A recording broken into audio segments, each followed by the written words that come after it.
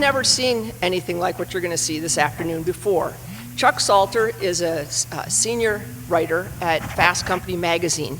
And what he's done is he's created a way to report in a magazine style on stories that then are performed on stage with the people who he actually interviewed. Over the course of the conference, you've probably heard a lot about the Green Line. Some of you probably visited the Green Line. And we really believe it's an instructive and powerful case study for communities. And it's also a very exciting story that we're eager to bring to life today. I'm pleased to introduce our narrator, Chuck Salter, who is, as I said, an award-winning journalist who has brought his readers into many, many companies, including Amazon and Google and Mayo Clinic and Disney, and that just names a very, very few of the many great stories he's written about. So without further ado, I'd like you to join me in welcoming Chuck Salter and the cast of The Green Line, 11 Miles of Hopes, Dreams, and Fears. Thank you.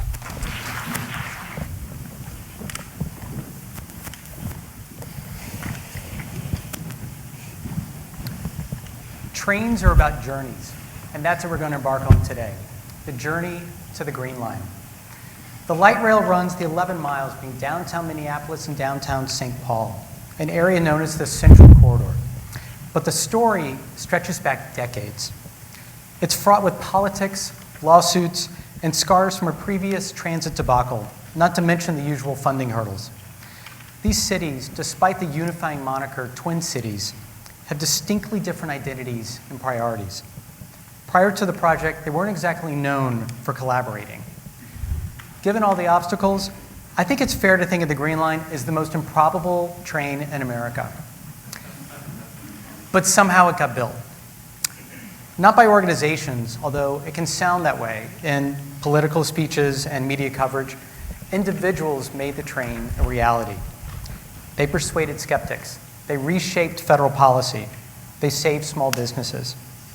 And I wanted to meet these people.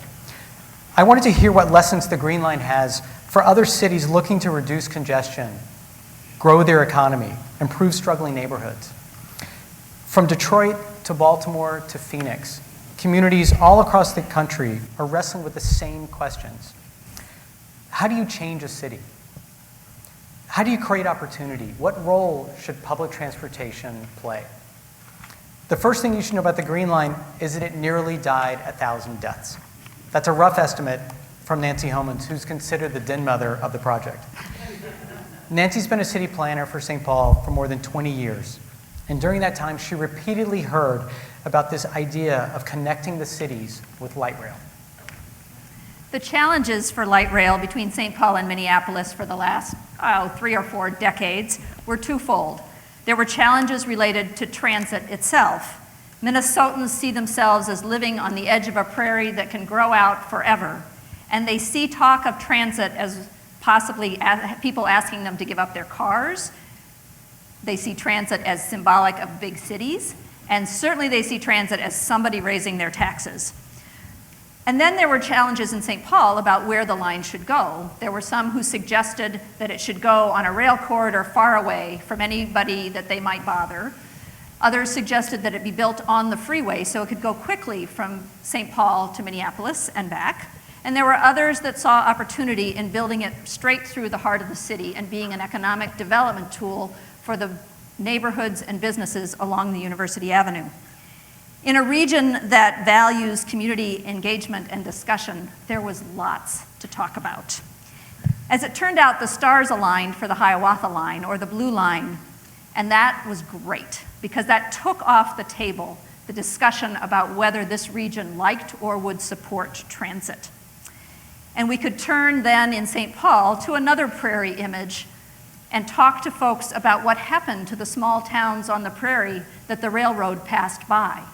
And if St. Paul wanted to be a force for the future, it had better figure out how to connect to the regional transit system, but fast. Projects like this take forever because they're massive undertakings. Putting a train down the center of University Avenue cost nearly $1 billion. And there was another daunting obstacle, the legacy of I-94. That's really where the story of the light rail begins, in the 1960s, in St. Paul's largest African-American community. Hundreds of families were displaced to make way for the new interstate, a quick route between two rapidly growing cities. For many residents, this is a wound that is never fully healed. So in 2005, when former city councilman Chris Coleman was elected mayor of St. Paul, and when he promptly vowed to make light rail between the cities a reality, you could be forgiven for thinking, that's not happening. In his inaugural address in 2006, Mayor Coleman said of the Central Corridor line, "We will build this corridor, but we will respect those whose lives are touched by this effort. They will be listened to and heard with patience and respect." The city didn't build the line, of course. The Metro Council did. But my very, very talented colleagues and partners in this room, those of us at the city took responsibility for what we called everything else, fitting the line into the fabric of our city. And job number one was listening. The week that Coleman was elected, Nancy went to a book reading for an oral history called Voices of Rondo. Nick Khalik was there reading his contribution. He grew up in Rondo. He returned there after a stint in the military, and he's lived in or near the neighborhood ever since. He remembers when I-94 interrupted his childhood.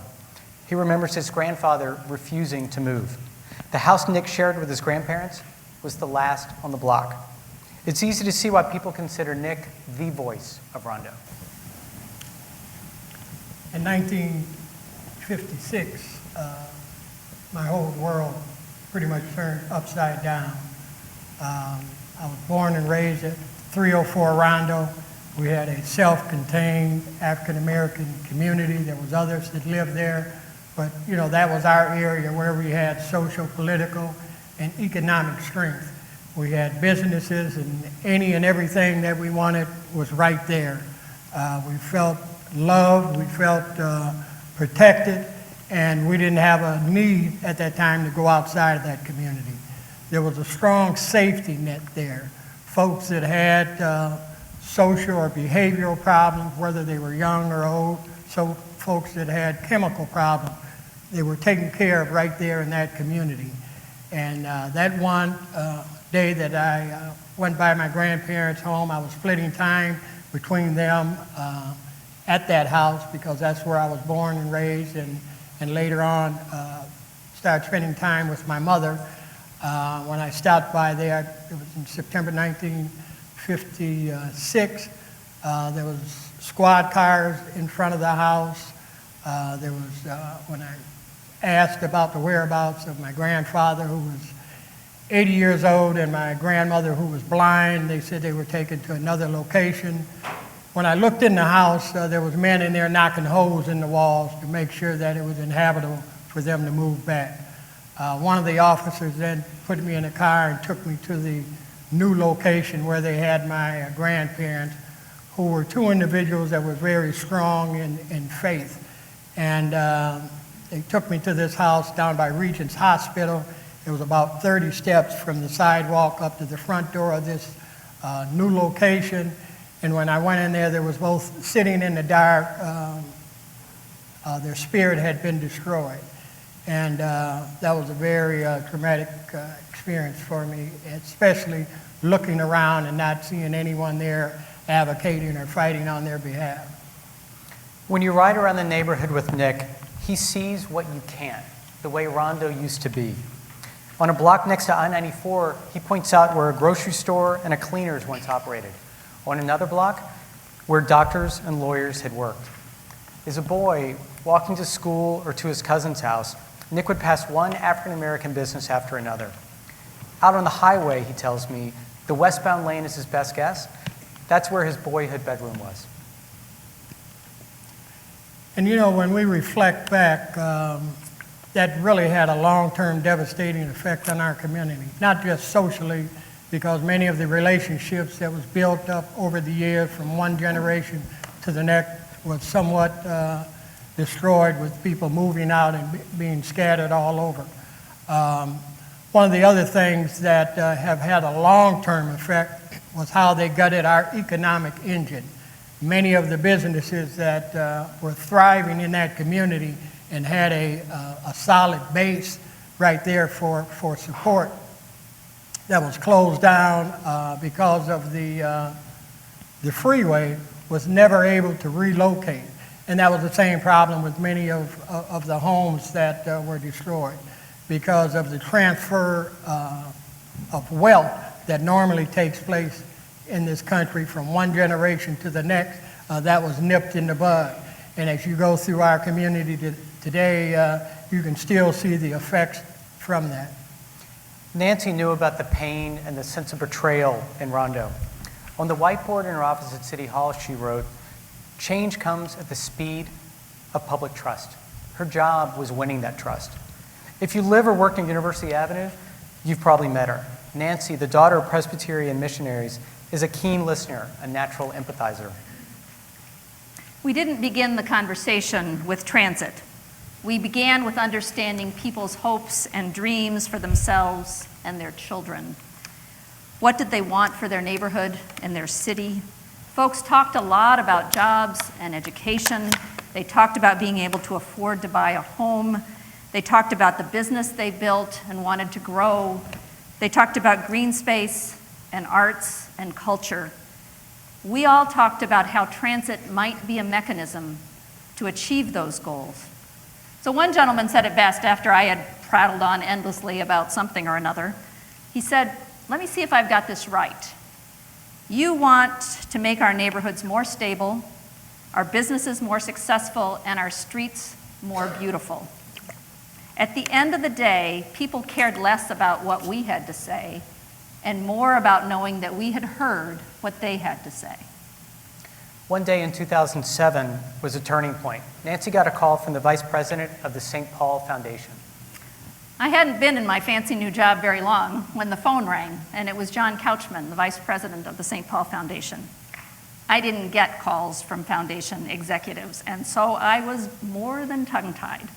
And he said, "Nancy, it's our tradition to support one initiative for each new mayor, and we're kind of curious as to what that one might be for Mayor Coleman." And I blurted out, "I think, sir, that it would be the Central Corridor." It occurs to me later I probably should have checked with the mayor, but I think it turned out all right.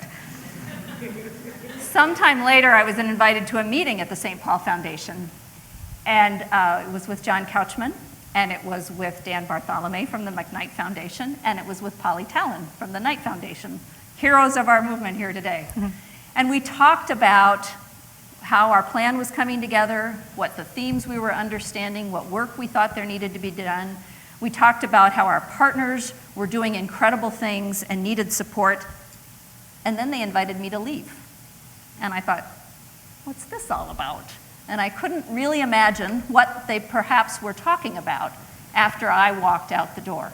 It turns out that they were planting the seeds of the Central Corridor Funders Collaborative.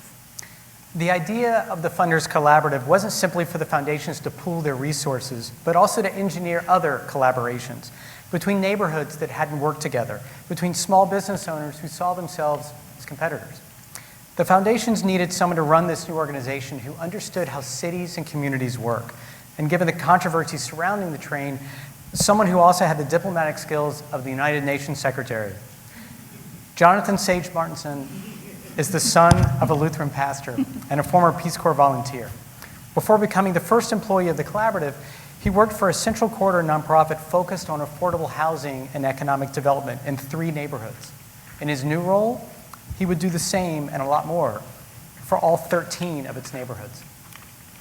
So when the Central Corridor became real, the funding was lining up. I was doing community development in these neighborhoods just north of the Central Corridor, and really all eyes were on that development because we knew it would have such a dramatic impact on those 3 neighborhoods. But we also knew it would change all 13 neighborhoods along the line, and really both cities in their entirety, to have this new light rail transit.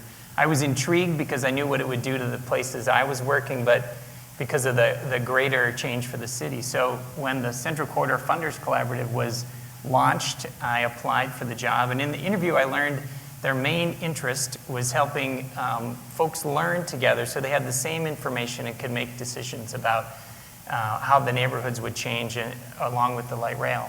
Seemed like a simple enough idea to me. Then when I was hired in June 2008, we fleshed that out a little bit, with sort of a 6-step process where we base the work on community-based plans in the corridor. We'd gather stakeholders who either cared about the issue or had the power to make an impact on that issue. We'd learn together, the kind of the foundation for the Funders Collaborative. We'd develop strategies, we'd implement those, and we'd measure results. It looked really neat on a piece of paper.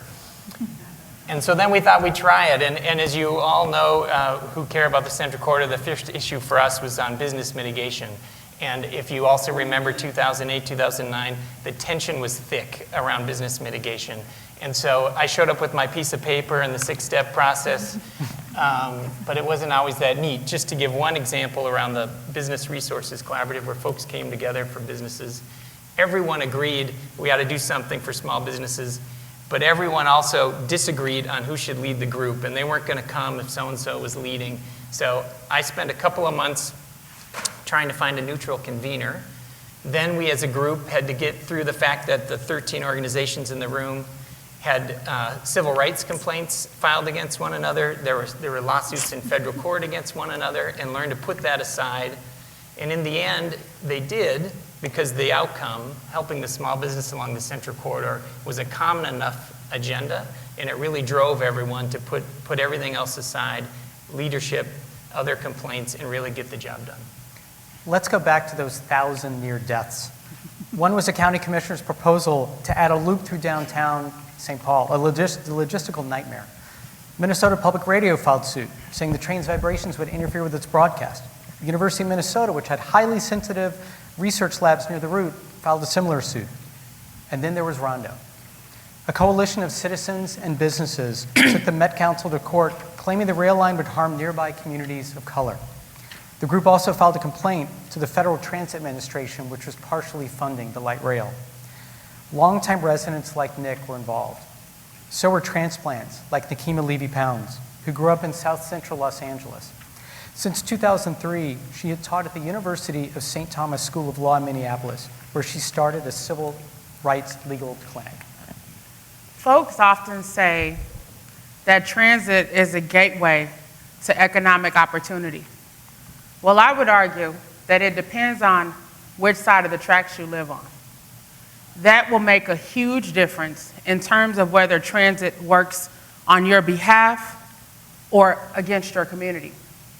I have been drawn to the Rondo community since 2006, when I sat down and had coffee with Nick Khalik, and I asked him to explain to me the challenges facing the African American community. Once I heard about the issues such as a lack of economic opportunity and challenges to political participation, I decided to get involved. I said, I want to start a civil rights legal clinic that begins to address these issues. Well, thankfully, that took me out of the ivory tower and right into the heart of the community, where I had a chance to work with numerous groups and civil rights organizations and community members that were focused on uplifting their community. Well, in the midst of all that, talk began about the Central Corridor being transformed through the light rail. And one aspect of the conversation that constantly comes back to me is people saying, listen, either we have a seat at the table or we'll be on the menu. Part of why that was important was because when the plans were released surrounding the light rail, it was evident that folks from Snelling all the way to Rice Street along University Avenue would not be able to access the train or get off the train within their own communities. Typically along the Central Corridor, stops were placed a half mile apart. Well, from the area along Snelling to Rice, the stations were placed 1 mile apart. So that meant an area with a high concentration of people of color from lower incomes would have difficulty accessing the train. Beyond that, we were told that the bus stations would be, the bus services would be cut in half. So the people in the community decided to tap into that spirit of Rondo that Nick mentioned earlier and to mobilize. They came together across different racial groups, different socioeconomic groups, different issues that they were working on, and they formed the Stops for Us Coalition. The Stops for Us Coalition worked a strong ground game, mobilizing people, doing listening sessions, holding government leaders accountable, and ultimately filing a federal lawsuit to push for stops at Western, Hamlin, and Victoria. And thanks to their efforts, people can not only get on the train, but they can get off in their own community. One of the main challenges for the light rail was the federal transit requirements. They were particularly rigid on construction costs and travel times. If the project didn't adhere to them, it could lose federal funding, another looming fatal blow. Federal policy, of course, is hardly an easy thing to change. But if you travel to the right conference, this one, as it turned out when it was in Boston, and spot the right federal official in line at Starbucks, you never know. So in 2009, the Funders Collaborative, based on people learning together, stole an idea from Baltimore, Maryland, which was to send a group of people from the Central Corridor to this funny rail conference in Boston. And the Funders Collaborative offered to pay for 20 initially stakeholders to go, and there were, I think, close to 40 or 50 applicants. We ended up being able to send 25, and a whole host of other folks went along as well. We had this big contingent of folks in Volution in Baltimore, or in Boston, excuse me. And while we were there, of course, progress happens when opportunity presents itself. And so that opportunity presented itself to some of those members of that cohort in Starbucks before the main session that morning, where the FTA administrator at the time, Peter Rogoff, was trying to get a coffee before going in. And some of those folks from the Central Corridor approached him, told him about these 3 stops, about the search to get additional stops in the east end of the corridor, and invited him to come back to St. Paul. And to his credit, he came back to St. Paul and he met with that group. But it wasn't just these sort of moments that present themselves. There was also luck that was earned by that group.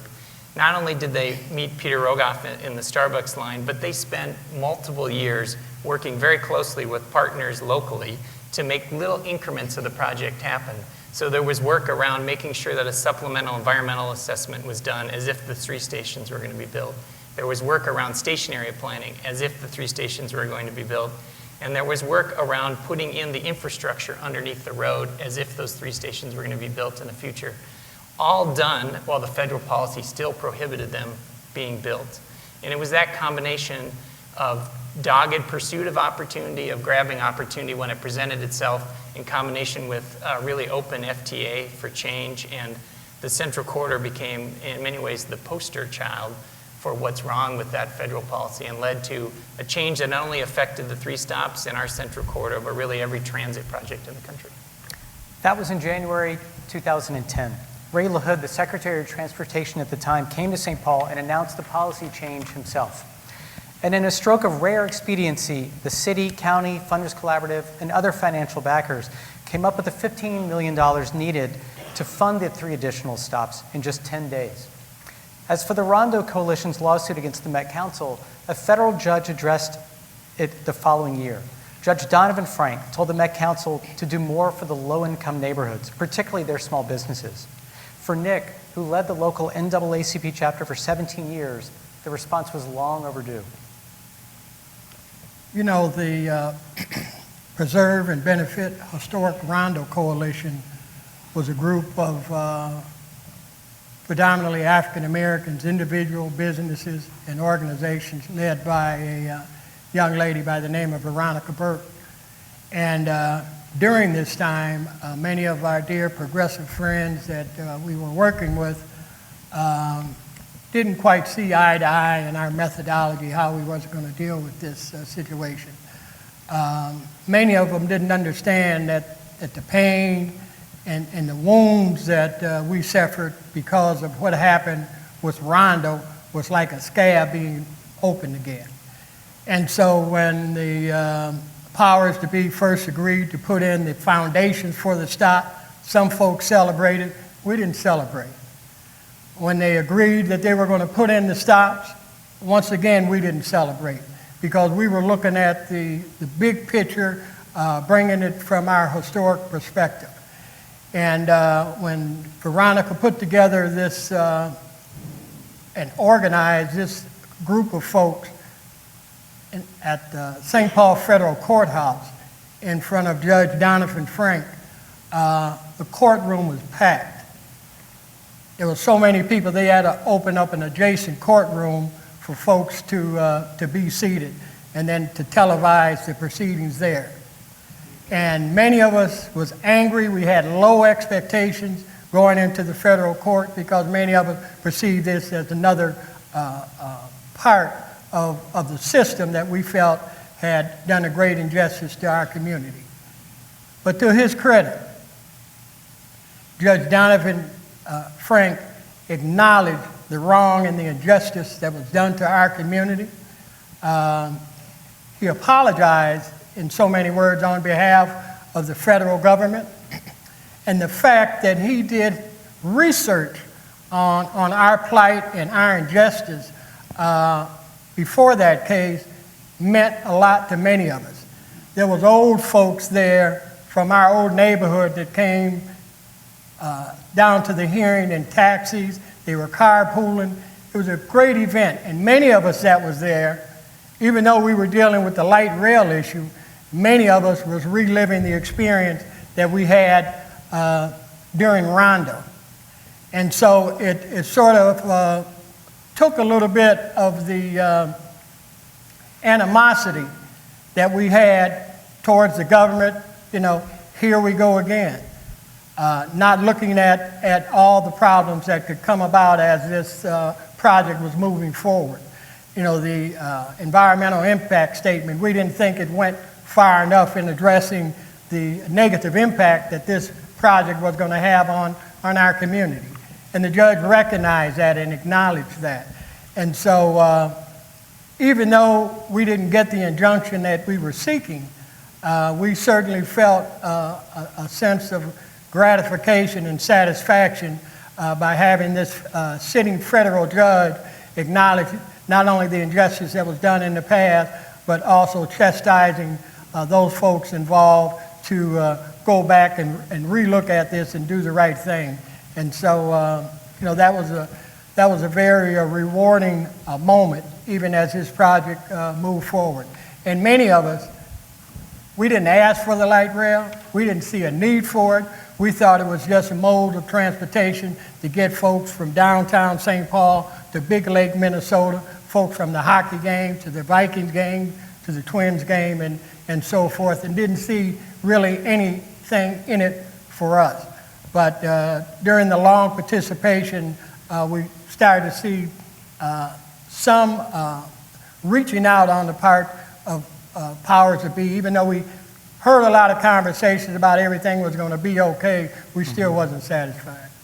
Before and during construction, the survival of the 1,400 or so businesses on University was a big concern. Walmart and Target had the resources to endure a temporary drop in revenue, but the vast majority were small businesses, particularly fragile species. Chris Ferguson operates a Dairy Queen on University in Minneapolis. Next door, he runs a marketing and strategy firm. Before the Green Line, Chris had never felt a part of the Central Corridor. He'd never even traveled on University to St. Paul. But as construction drew near, it just so happened he was doing some soul searching of his own. Chris wrote on his whiteboard, "What are you good at? What are you passionate about?" The answer, he realized, was solving problems. So one day he attended a meeting on the light rail. St. Paul had done a fair amount of work to start thinking about how to help the businesses along the corridor. There were 1,400 total organizations, 700 small businesses that were going to be significantly impacted by construction. There were differing views as to how much that impact would be. Some meetings, people thought that there'd be no impact on small businesses. In fact, there might be an uptick from the construction workers and others coming in to visit those restaurants. Someone who had worked on construction projects previously and had visited the businesses that were impacted by those projects, I realized that likely businesses were going to see a pretty significant impact from construction. We noticed that there weren't a lot of businesses around the table, a lot of organizations representing businesses, but not a lot of actual businesses around the table to help understand what individual business owners who struggled many days to get out of their business to go to meetings and voice their concerns were going to need day in and day out. So I agreed to be part of the group. I was told that it'd be about a meeting a month for a year or so while we created a plan. Little did I know that it would probably end up being 20 or 25 hours a week of my time for the next 3 or 4 years. So not long after we started going to meetings and getting going, the leader of our group decided that someone else should lead the group, and I signed up to do that. And one of our greatest challenges was to keep the people together. We had many people that were suing the project, and at the same time, we needed all of the partners around the table to be part of the solution, because we did have one goal, and that was to keep those businesses along the corridor alive. Chris, whose family is from Guyana in South America, had a breadth of experience that made him an ideal liaison. Before moving to Minneapolis, he worked as an investment banker in New York, helped a telecom startup grow from 12 people to 300 in 9 months, and was director of sales and finance for a Fortune 500 tech company. So I was at an interesting point in my life. I got to the point where I realized that making money and being in large companies might not be the only thing in life, might not be what I find the greatest satisfaction from. I'm a big believer in karma, and at this point, it was an interesting time to diverge from what you've done in the past, to think about what you'd learned and how you can apply that to a different situation that needed some unique help and talents. We were fortunate to have some phenomenal partners around the table. One of those partners was U7. U7's work in providing marketing assistance, accounting assistance, and just general business assistance to businesses along the corridor had tremendous impacts. They helped around 350 businesses, and less than 1% of those businesses actually went out of business. In total, we had about 700 businesses up and down the corridor that were impacted and touched by our work, and we had around 10%, 7-8% of those businesses went out of business, but in fact, today there are more businesses along the corridor than there were when we started this process. So overall, I think the work that we did, the team, the effort, really had a significant positive impact on the community. If you would have asked me 4 or 5 years ago, I would have told you I would have thought there would have been a lot of empty storefronts when the Green Line opened. Unfortunately, that wasn't the case. We provided marketing assistance. We were able, through the project office, to have a marketing campaign. We allowed small businesses to be on TV, billboards. We had a whole bunch of community help. We were able to provide $20,000 forgivable loans to a lot of the businesses up and down the corridor who needed that assistance. One of the businesses early on that needed our help was Golden's Deli in Lowertown. Before most of the work happened, really even before a lot of our efforts were fully underway, Golden's Deli had some of the initial work that was going on 4th right in front of Union Depot, made it really, really difficult to get there. We, at the same time, were forming a community and business group. We started having meetings at Golden's Deli. We encouraged the foundations, McKnight, and others to order from Golden's Deli. And today, they've renovated, they've expanded. We were just there with the family at the farmer's market not that long ago, and it's exciting to see the success of working hard as a community to keep the business alive and what that means from both a jobs perspective and a community asset beside the farmer's market. Foundations were collaborating. Businesses were collaborating. Kathy Mutrapal worked on another unusual partnership between artists and business owners. The goal was increasing foot traffic during construction and engaging the community in a trying time. The project wasn't limited to professional artists. If you had an idea, you could participate. And soon, Kathy had an idea of her own. I grew up in St. Paul, and I remember driving down University Avenue with my family. And I was always kind of afraid driving down University, even though I really wasn't old enough to know why. But over the years, I started to notice that the avenue was changing, and a lot of that was due to immigrant businesses that were popping up along the corridor. I even started working along University Avenue as an arts administrator at an arts organization, and was introduced to Springboard for the Arts. And they were developing a program called Irrigate that was training artists to do projects, to partner with businesses along the corridor, and to really be able to attract business and customers to University Avenue during construction. This was an opportunity for me as I thought about the young people that were coming to the organization that I worked for, and about all the businesses that I went to every day. it was important for me to find a way to be a part of this project, this program. So my friend Katie and I started thinking about doing a project as well. I never really considered myself as an artist, but through Irrigate, it was really about bringing creative ideas and solutions to this problem. So we went into a small restaurant called Thai Cafe, and this was a restaurant that I had seen over the last decade have really high turnover. Literally, there was a new restaurant there maybe like every 2 years or so. And so we went in and we talked to the owner, and she was thankful, actually, and really wanted to collaborate with us. And so as Katie and I thought about what we wanted to do, we decided that we wanted to create a way for people to come in and really have new experiences and to be able to connect with each other in a new and different way. And so we hung a clothesline in their window front and decided to do a letter exchange, and we called it Letters of Thai Cafe. And we invited customers to write a letter, and they were allowed to keep it anonymous, and so that it wouldn't be judgmental, and they could share anything they wanted. And then they could just hang the letter up and take a letter. And so really, the exchange could happen with or without us, and really didn't need too much management.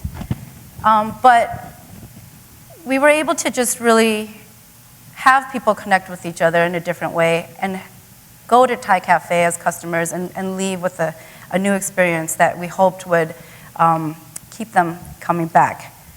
And so today, Thai Cafe is still there. They made it through construction and probably hold the record for being the longest lasting restaurant there. Kathy often thinks about a sense of place and what that means. She's Hmong, a population that has been uprooted time and again by wars in Vietnam and elsewhere in Asia. Her family were refugees. They came to the United States and created a community for themselves. So Kathy relates to other groups in the Central Corridor who are looking for their place. As a daughter of refugee parents, there's always this tension between identity. Feeling like I'm too Hmong in some spaces and too American in other spaces. And it was really through the arts, after attending an arts event, that I felt for the first time really proud to be Hmong American. First time I felt connected through these stories of these artists and felt a sense of community. And then through the support of the Funders Collaborative, there were 6 community-based organizations along the corridor that was really doing the same thing. Through arts and culture, they were highlighting the local diversity. They were bringing communities together, and they were boosting neighborhood economies. And the light rail created new opportunities for them to work together and to think of new ways, to think of the corridor as one entity rather than as individuals. And so we've been working together with artists to invite people into the districts and really giving people a reason to get off the train. One example of this is through the work of the Asian Economic Development Association, an organization that was actually created in response to concern from Asian businesses when the light rail was coming. The Little Mekong Cultural and Business District decided to really think about what was a cultural connection, what would be a good way to get people to visit the districts, and modeled the night markets that are really traditional in Southeast Asia. So this last summer, they worked with over 200 artists, with 50 different entrepreneurs that put up tents as vendors, and were able to attract over 7,000 people into the district. This past June, after decades of talk and multiple lawsuits and those 1,000 near deaths, the train left the station. The launch felt like the end of the story, how the Green Line came to be. But this is merely an early chapter. Like the physical therapy that follows surgery, what happens next ultimately determines the train's impact. Recently, Chris hired a new employee at Dairy Queen. Darren is 21, and when he started, he was still living in a homeless shelter. The Green Line takes him to and from work. He arrives early, and he stays late.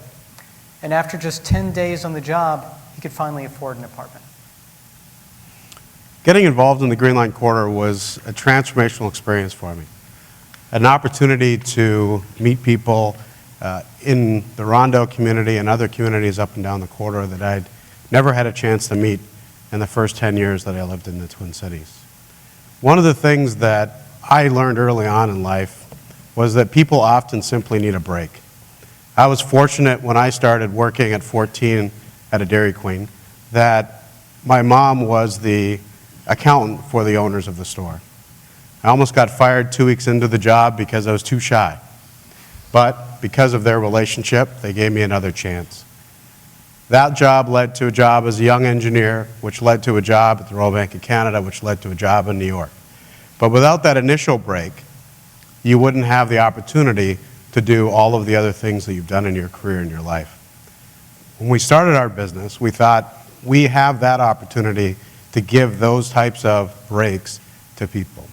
It is amazing to me every day how many people we have that take the train or the bus for half an hour or an hour to come to work for $8 or $9 an hour.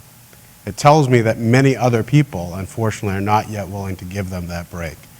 Hopefully, as we continue to develop along the Green Line, we'll have many businesses and many organizations that are willing to give many people that first break that they need to get started and change their life.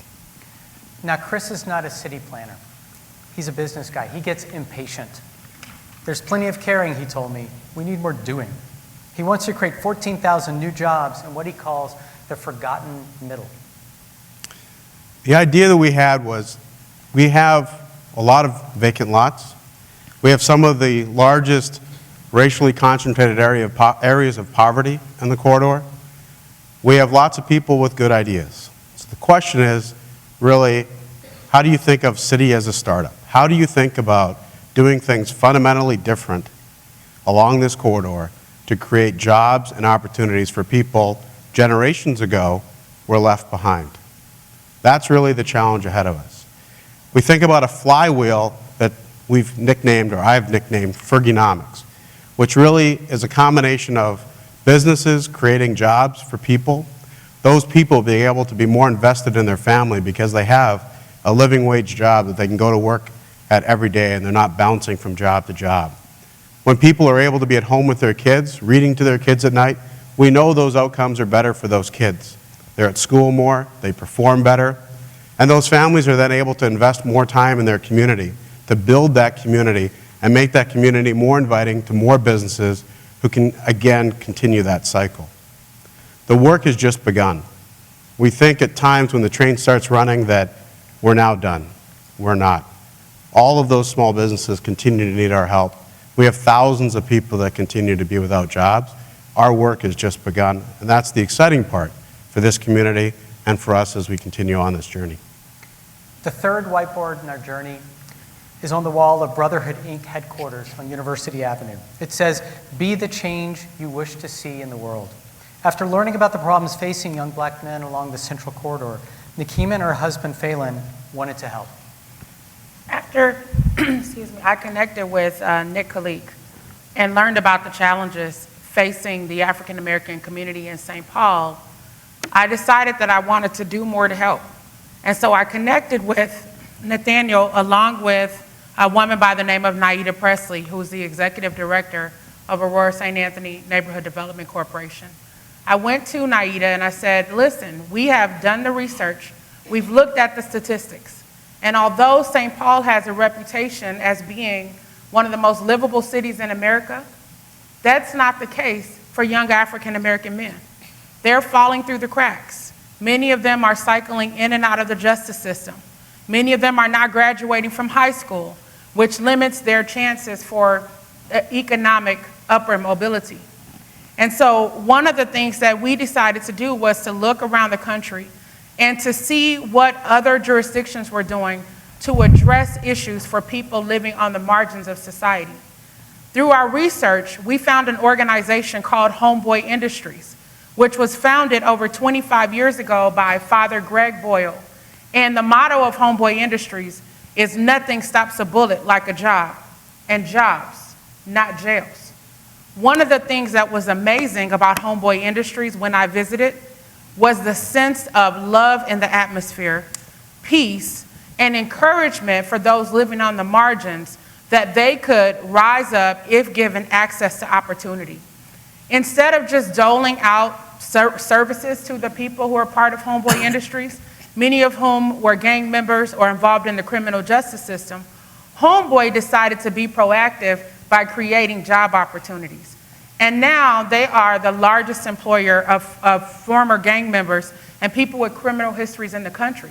So we said, Homeboy is amazing in LA. Why don't we bring that spirit right in the heart of St. Paul to the Rondo community? And with that, we pounded the pavement, knocked on doors, and raised money to launch the organization in December of 2011. And now Brotherhood Inc.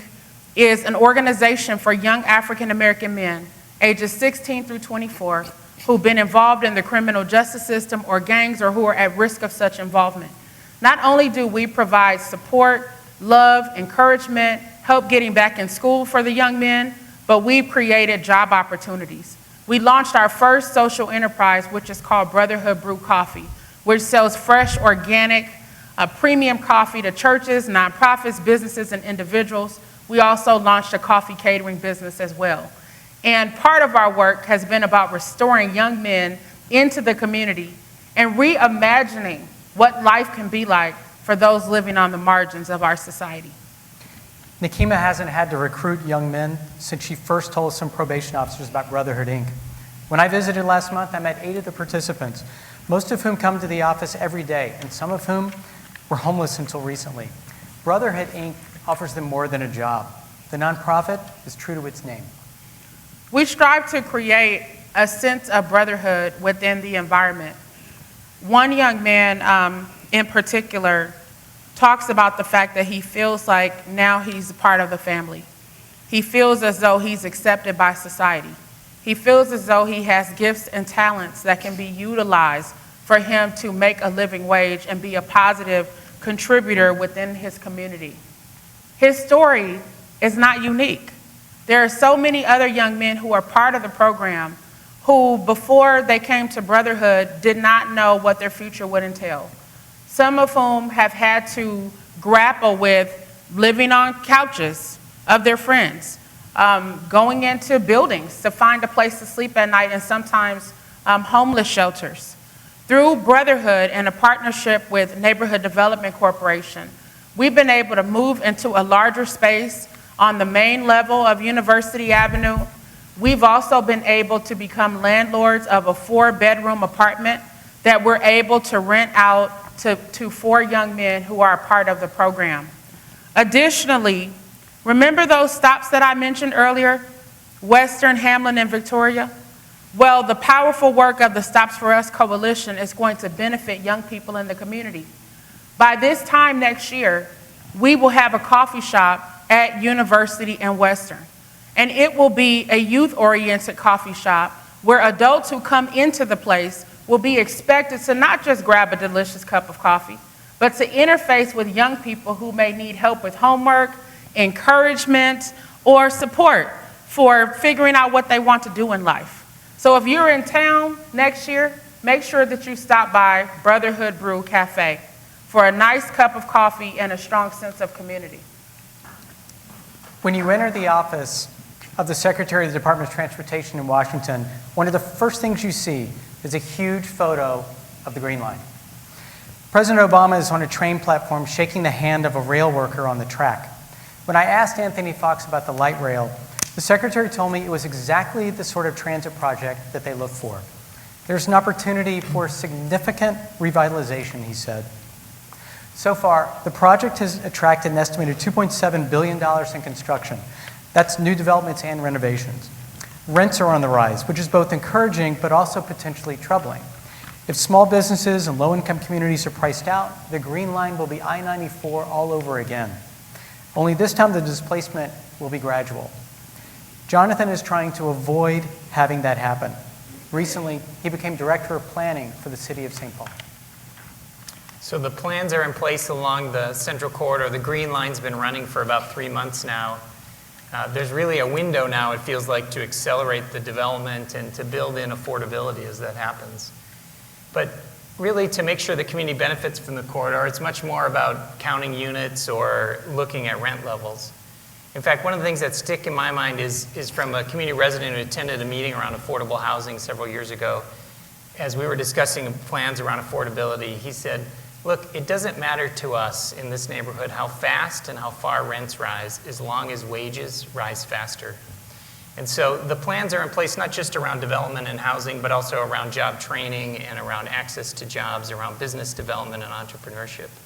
But it feels like we have now, with the train running this about 3 to 5 year window, really to prove that all those plans, all that thinking, all that preparation really is true and can take hold, and we can really see the benefit for the neighborhood.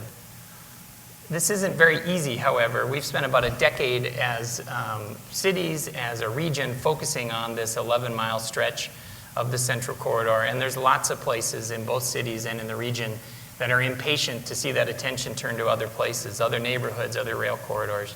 I see that now in my job working on planning and development for the entire city of St. Paul. But I think it's really important that we think about all those plans and about this moment in time to really realize the dreams of folks in the neighborhood, to really make sure we pay attention and we double down our efforts over this next period of time. The Funders Collaborative, which has been around for 6 years or so and invested $10 million in the corridor, is one of the organizations that's continuing to stay there. It's going to be around for another 2 years. It has about another $2 million to invest. There's a whole host of other organizations that are staying in this work too. And especially now that the train is running, we all ought to stay with them and make sure that we realize the hopes and dreams for the corridor. This summer, the Minnesota Twins invited local civil rights and NAACP leaders, including Nick, to a pregame tribute on the 50th anniversary of the Civil Rights Act of 1964. Nick was flattered, but he dreaded the pregame traffic. So he suggested to his wife something that had seemed unimaginable a couple of years ago. Honey, why don't we take the train? You know, that was unimaginable.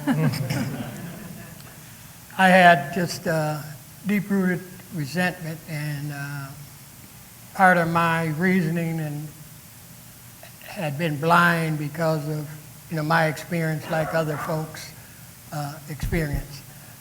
But that day, as we got on the light rail and we went over to the stadium, and dropped us at the front door and stayed there for the game. We came back out and we got back on it.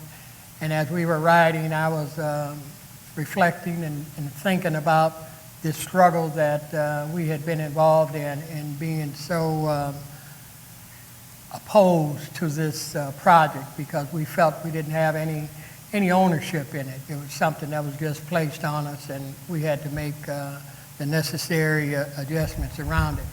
I thought back to the conversation and email I sent my longtime friend here, Nancy, saying, what is the city doing for us during this project, and what are we going to get out of it? And she sent me, she's a very patient young lady. She sent me this long list of things that the city was going to do, the Met Council was going to do, and so forth that would benefit our community. One of them she talked about, there would be people that looked like us working on the light rail system.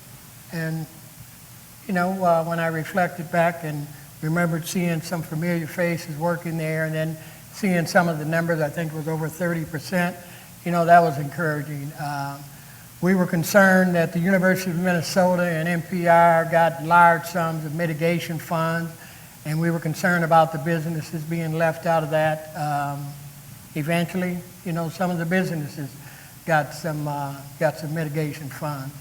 We were concerned about gentrification, folks being taxed out of the neighborhood, the traffic and so forth, and many of the things that she promised, along with these other folks, that would be addressed as I'm riding along the rail and looking at all these new developments and so forth.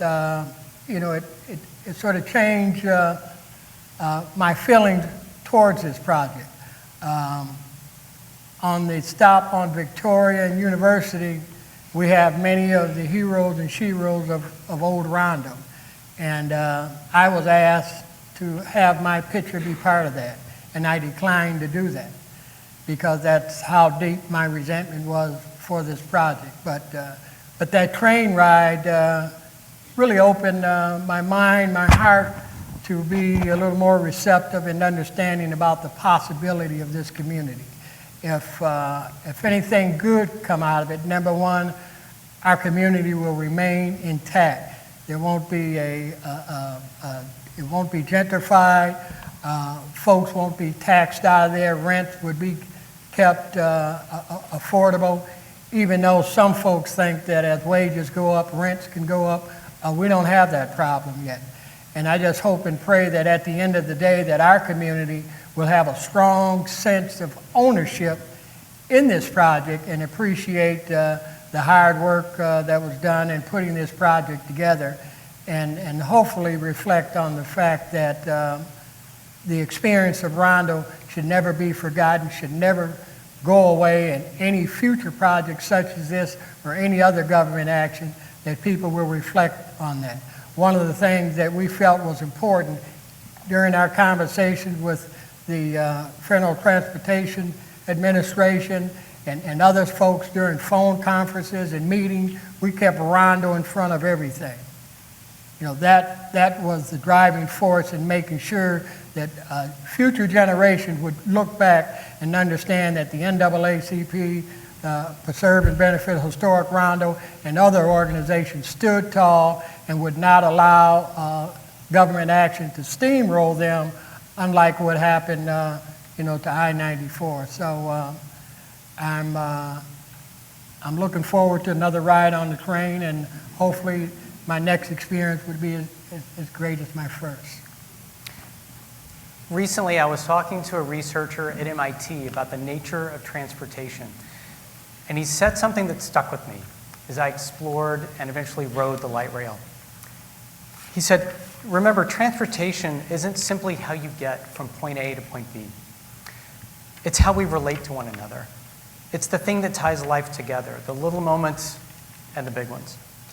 The Green Line is making connections that are multiplying every week, between a Dairy Queen owner and his fellow entrepreneurs, between young African-American men who are starting over with a coffee business and their customers, between 13 neighborhoods, between 6 arts districts, between more than a dozen foundations, and between 2 cities. The hope, and that's all we have in these early days, is that these little things add up to something big and something meaningful. 11 miles of transformation. Thank you.